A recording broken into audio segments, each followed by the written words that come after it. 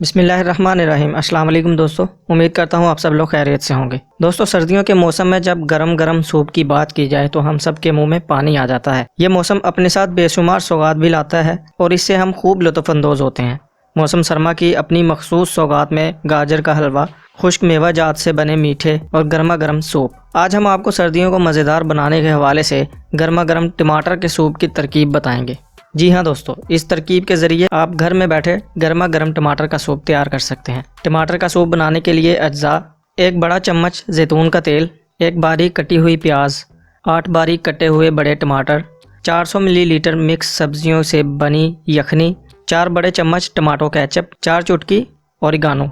दोस्तों, ये पहाड़ी इलाके में मौजूद होती है, पिंसार की दुकान से आपको आसानी से मिल जाएगी। उसके बाद नमक और काली मिर्च हस्बे जायका, दही गार्निशिंग के लिए। दोस्तों, ये तमाम अज़ा आपको स्क्रीन पर भी नज़र आ रहे होंगे। अगर आप टमाटर का सूप बनाना चाहते हैं तो आप नोट कर सकते हैं। चलें अब देखते हैं कि इसको बनाना कैसे है।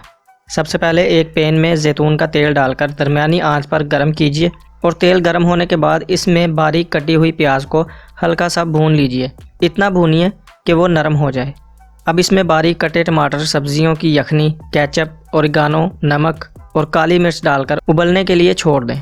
उबाल आने के बाद सूप को हल्की आंच पर छोड़कर ढक्कन रख के 15 मिनट तक पकने दीजिए।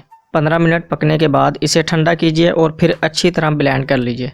सूप को ब्लेंड करने के बाद इसे दोबारा हल्का सा गर्म करके धनिया और दही से गार्निश करके आप पेश कर सकते हैं।